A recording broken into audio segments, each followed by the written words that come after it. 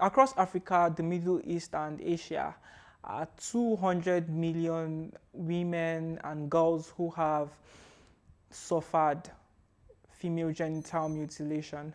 And according to a 2015 report, 20 million of those people are in Nigeria. That's about 1 out of every 10 persons or women who have suffered FGM or female genital cuts are in Nigeria. And to that effect, the Jonathan administration passed a law in 2015 banning female genital mutilation. We want to find out how effective that law has been and if the prevalence of female genital mutilation in Nigeria has actually dropped. And we are glad to have Mr. Sola Fagorusi, the programs and media person for One Life Human Development Initiative. So, have there been any punishments or any prosecutions under that law? And you're going to tell us the name of the law, right? Yes. Okay, so it's called the VAP Act. That's the Violence Against Persons Prohibition Act. It was passed in 2015 by the Goodluck Jonathan administration just before he left office. Of course, it was a loud step on the continent, given Nigeria's role as big brother, like we always like to say, hoping that several other countries were going to follow in that stead. But like every other thing we know, in Nigeria, the same question we have also asked is, what is the name of the first person who has been prosecuted for either performing female genital mutilation or for, supporting the practice of female genital mutilation on a woman or a girl? The Violence Against Persons Prohibition Act 2015 is yet to actually have anyone who has been prosecuted with respect to the context of female genital mutilation. How do you even prosecute in the first place if law enforcement agents, I remember calling, reaching out to the PRO for your state, for Osun State, and even the deputy PRO, at the first headquarters, they didn't pick, send a text message to find out very clearly from them that, look, what is the state in terms of, prosecution when it comes to female genital mutilation? And the very clear feedback I got was that, number one, they also did not even know about the law, which was, very also confusing in the first place, that what is the connection between when laws are passed in Nigeria and how does it get to the decks of those who actually will implement the law? Because again, when you talk about, the estates of the realm in Nigeria, you talk about the executive, which eventually signed the law. You talk about, the legislature, which would eventually, put the law in place. And you talk about the judiciary, which is supposed to also have a responsibility in terms of enforcement of the law. So that disconnect is what we have seen. We also run a federal system. Interestingly, it's easy when it comes to allocation of resources for states to very quickly run to, the center and say, look, hand over to us what it is that is our responsibility. But when laws are passed that are supposed to benefit the entirety of the population, states begin to say very clearly that, look, we need to pass our own version of the law. We need to review this. Of course, the Child Rights Act is still very clear, in mind. The Child Rights Act, in several instances, which has been passed in 2003, still have several northern states. Enugu State just passed there about a year, or less than, ago. We still have several states that are yet to even pass the Child Rights Law. And when you talk about female genital mutilation, you are talking about, protecting girls and women. In very clear terms, what I'm saying with respect to the law is that we also have states, I think we have about 13 states in Nigeria today, that have passed different variants of the Violence Against Persons Prohibition Act. Ekiti State is one of those states that has a law clearly set out just for female genital mutilation. But again, like I said, what we have seen is that there has been no prosecution. Because again, how do you get people to come? The police will tell you, the law enforcement agents will tell you that people need to report in the first place for us to come and intervene. That the only time it will lead to prosecution, the only time they will say they will actually want to intervene is if a girl is caught or a woman is caught, and in the process it leads to death, and then they can actually prosecute for manslaughter. So that is the situation as we speak right now. And that's a right to life cardinal based on the whole FGM struggle. But before you, and that's like the extreme, right? Yes, that's the extreme. Before you even go on, when I was researching for this interview, There's an organization called Preston Development Foundation. They had a rally in 2017 and they were asking for a law. That shows that the law has not even, the orientation about the law has not even been put in place. And that leads me to my next question. Is there an organ or a body that's responsible for prosecution as set out by that law? Okay, so there were no very clear demarcation because, again, this is a question we've asked. I don't know what the organization you mentioned was, trying to do in 2017 because the law already existed as far back as 2015. Depending on their location, possibly my guess is that Abuja. Okay, yes. Then I'm not sure I have a right, response to that because, it was passed there. Maybe they were actually pushing to campaign to say, look, we need to get these laws actually implemented or possibly have versions of this law at the state level. But then I don't have the full, details for that. But the real, back to the real, conversation is the fact that if you have, laws, it's expected that when it comes to who should be responsible for prosecution, civil responsibilities really is the responsibility of the police force, okay? The Nigerian police is responsible for that. And so these are several... So I'll just hold you on that. Yeah. When Nigerians pass laws, or when our National Assembly pass laws, they usually bring up and create commissions or bodies or agencies or make designations for such. Okay, so with respect to this, what has happened again is that we also have the technical committees, okay? So you have, the National Technical Committee on Female Genital Mutilation. You also have the State Technical Committee. And this is usually, the activities of these committees are seen, are overseen by the Federal Ministry of Health, since really it's a health-related issue. So you have different organs, different institutions who actually work around female genital mutilation, trying to say, look, how do we harmonize all that is happening? And then we're not beginning to duplicate responsibilities, but instead we're looking at actually harmonizing what is happening across the different, strands. And has this committee swung into action? Yes, that documents, there's a national policy. Interestingly, there's also a national policy, when it comes to female genital mutilation. And so this also has, different milestones, what should be done. In all fairness, I think the Federal Ministry of Health is actually doing a lot. They are creating the enabling environment. They are partnering with different, institutions. I recall we've had to invite them, to a couple of functions. And then the response you actually get is pretty positive because you're able to see from that perspective that, look, this is what the ministry is actually trying to do in this regard. So when do we expect that the committee would start leading prosecutions? All right, so I'm not holding brief, for the ministry. Yes, but then interface with the ministry. Yes, but then I'm sure that one of the things we're hoping to see, which is why you also need to understand, the concept, the entire premise for female genital mutilation. It's going to be difficult. You need to make a report in the first place. Remember that parents who actually do this to their wards, they don't do it because they despise the child. They don't do it because they despise the woman. They do it from a position of love, okay? Except that this is now, embedded in ignorance. Ignorance of what exactly, the implications are, ignorance of what the law says. Because again, if I'm mentioning that you have law enforcement agents who don't really understand what the provisions of the law are, with respect to FGM, then pray how you expect a woman in Kishi, your state to actually understand that there's even a law in the state. There are two separate laws in your state that basically makes it criminal for you to procure or give, female genital mutilation. So the angle is to say, I cannot go and report my mother. The average Nigerian would not go and report their parents, okay? I would not go and report my sister. So why not begin to think about behavior change? How do we ensure that these things are, embedded, are from the perspective of behavior? You remember this gentleman who was in charge of Adolf Hitler's, propaganda, who said that, look, if you talk about every other thing, okay, I would keep quiet. But once you mention the word culture, I would bring out my revolver. Culture is the identity of our people. And so that's why we're saying again that, look, a couple of harmful traditional practices exist. And so that's the approach we're looking at. How do we make people change behavior, not necessarily change their culture? Yeah, and that would lead to my next angle of question. But I must say there needs to be lots of interfacing between the ministries of the committees and the ministries, the states and organizations like yours. And culture shifts is like a major challenge or a major need in the FGM struggle. The people who carry out circumcision are like, they hold high positions of authority in these societies.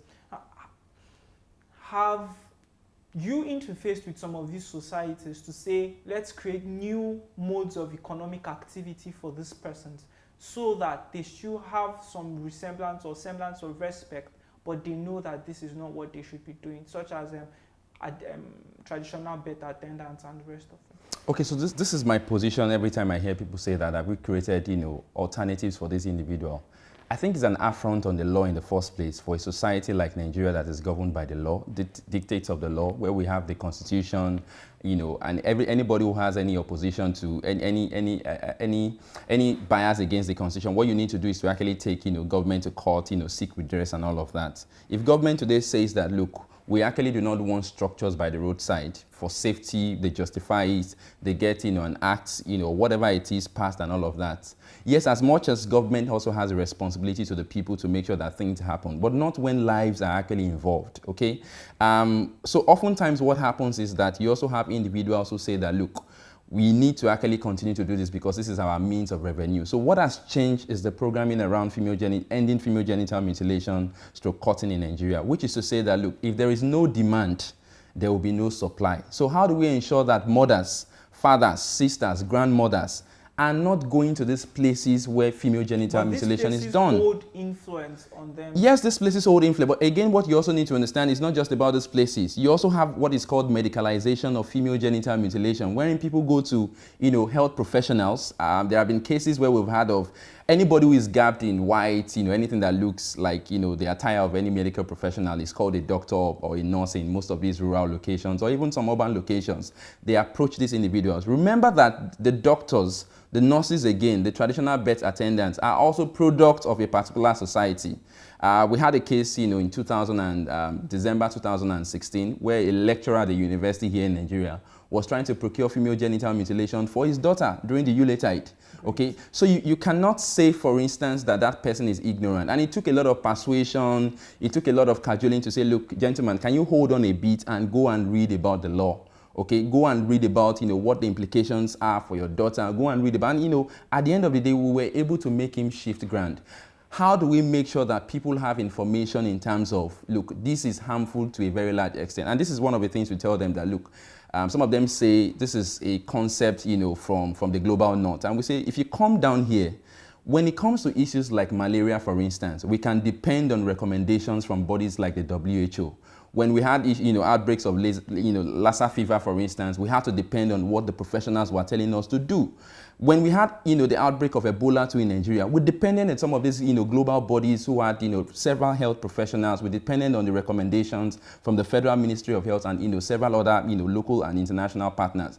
How come now that we're talking about ending female genital mutilation, saying that there are very empirical evidences to dictate and show us very clearly that it's a harmful traditional practice, then we're having people actually protest against this? Because very clearly it's about socialization. There are communities that for you to move from, being a girl to being a woman, for you to be identified as such, you must have gone through that process. In some communities in the southern part of the country as well, it's also an initiation into motherhood.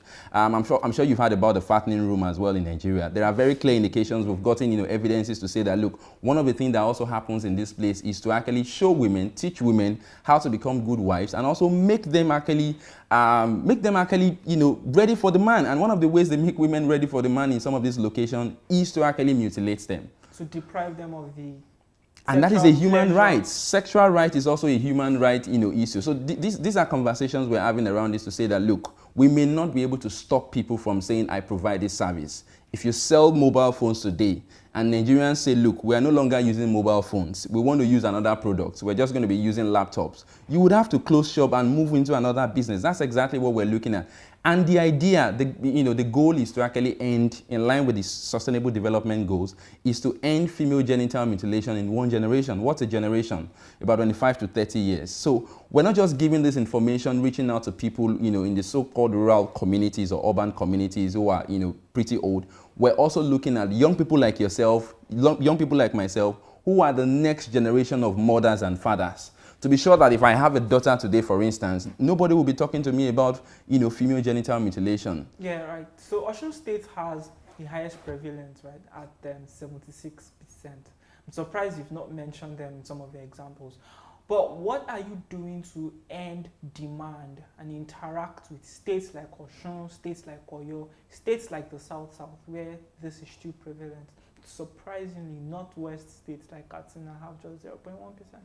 Okay, so very clearly in terms of prevalence, which you already mentioned, in terms of statistics, Nigeria has the highest number of girls and women that have been caught, even though we do not have the highest prevalence. But because of our population, okay, when you say 10%, it means something. When you say a prevalence of about 27%, it means a huge, figure. So you have Osun State, topping the chart in terms of the National Demographic and Health Survey Report 2013. We're looking out for, the 2018 report. This is a report done every 5 years. So you have, Osun State topping the table. You have Ebonyi State as second. You have, Ekiti State, okay, you have Imo State as well, and then you have Oyo State as number 5. Now, these are the states with the highest prevalence, which again talks about, what I was mentioning earlier, people's, full embrace of their culture. You would think naturally that in terms of literacy, okay, in terms of literacy in Nigeria, the the southern region, the south-south, the southeast, and the southwest should have the highest in terms of literacy. But again, we can also see how this has moved. These are the regions with the highest prevalence. But again, we're also looking at, if you look at the different types of female genital mutilation, you have type 1, you have type 2, you have type 3, and then you have type 4 that talks about the fact that every other thing done to the woman's, done to the external female genitalia should be classified as type 4. And this is one of the things you actually have going up, in the north. Some people have had to, question some of this data from the north and say, look, some of the things the wanzamis, that's the barbers, the cutters actually do there, could also pass off as a variant of female genital mutilation. And then you also want to look at how some of this information are gotten. Are we sure that we've been able to identify all the different types? But of course, we need to talk about data. What has been happening very clearly in this location is that we need to start conversations around this, and that's what a lot of organizations are doing. We've had people use Play, for instance. We've had people use the last mile tool when it comes to conversation. Data still shows that despite the prevalence and acceptance of social media, every household in Africa, especially in the south, in West Africa, has a radio, while just 8 out of 10 households actually have mobile phones. So which talks about the fact that radio is still a major tool if we have to penetrate. The data from the NDHS surprisingly also show that you have higher prevalence in the urban centers compared to the rural locations. Now, what this also means is that despite the fact that people have left the location where they were forced, immersed into their culture, they still traveled with their culture to different centers. So you have people, go home for Christmas, go home for, New Year's, go home for different festivities. This is also not forgetting to mention to you that we also have people, communities in diaspora who would come together and say, look, we are from this part of the country. Our daughters, we have them in, one is 1 is 7 months, one is, and then they would import a circumciser and bring them, to whatever country collectively. So what have you done to cauterize demand?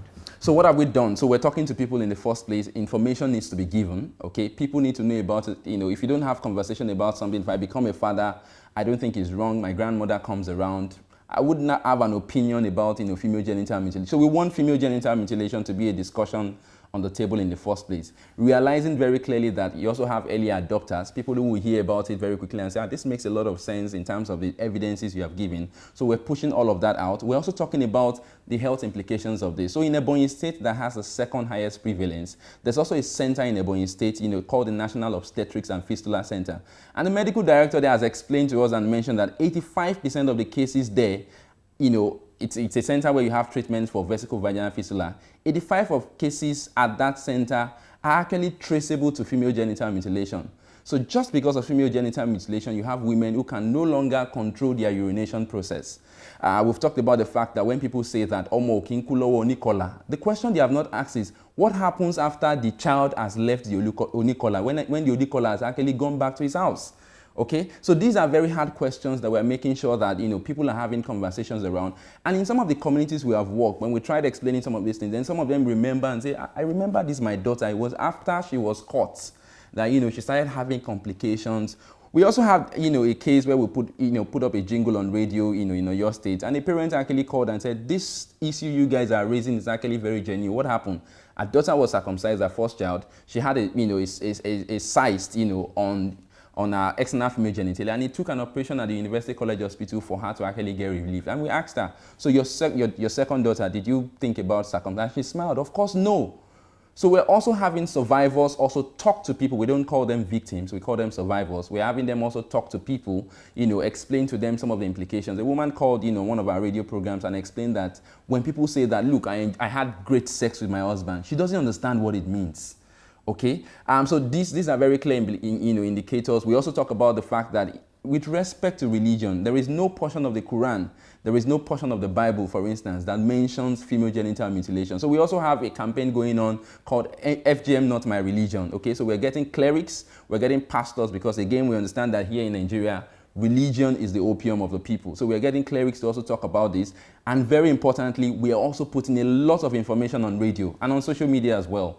The lecturer I made reference to earlier on, it was just someone who had who knew the wife. The wife had heard about the information, so she was averse to it. She mentioned it to a friend who put it up on social media. Someone tagged us because they knew we were working around that, and then we had to reach out to another colleague in Ondo State where this was going to happen. And so that was also part of it. I'm sure you possibly would also have seen December this year, December/January, a man from Kwara State came online and said he was doing a bonanza, a politician, and said he was going to pay for people to actually go and get their girls circumcised. It was simply because it was on Facebook that this was picked. A couple of online blogs in the country picked it. Interestingly, those who were also working around this within that axis quickly set to work, had a meeting with this man, had a confrontation. So it's slow because, again, we're talking about culture, okay?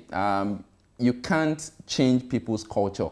When we talked about, so we always give examples to them that we've had several harmful traditional practices in the country. When you give birth to a child, before now and then, you needed to remove the, what's the name, the umbilical cord. You get a lantern, you put, wet piece of cloth on the lantern, and then nobody does that again. When a child is not eating, for instance, in those days, you close the child's nose, you force feed the child.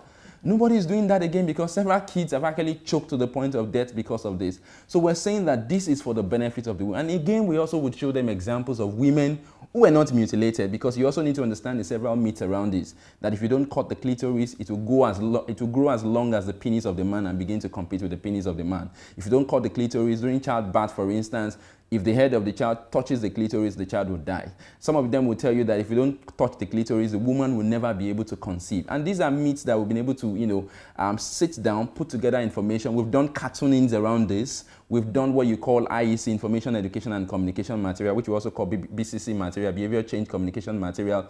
Even in the local language, we've put jingles we have jingles in the Ijaw language, in Yoruba, in Igbo. We don't even have English, currently, because we also know that there's a lot happening around here. We're also trying to put this in the face of the media. I know February 6th, which was International Day of Zero Tolerance, zero tolerance to female genital mutilation, a lot of conversation really happened around it. So these are some of the several credible efforts. And we are training a lot of radio journalists as well and TV journalists, okay? Just to make sure that in every media house in Nigeria, there's a professional who really understands the issues around female genital mutilation. We're not stopping, we're not resting, because we know again that this is daunting, okay? There are people who are custodians of culture. There are people who think that this is an impunity in terms of, you bringing in foreign materials to what is already supposed to be, cultures that should be preserved. But in the face of, the several health challenges, that really comes with this, it is a practice that needs, to be ended because it has no benefit to the girl child or to the woman. Thank you very much. It's been a very fluid conversation, and we really hope that this part of our culture gets completely chipped out. Thank you too.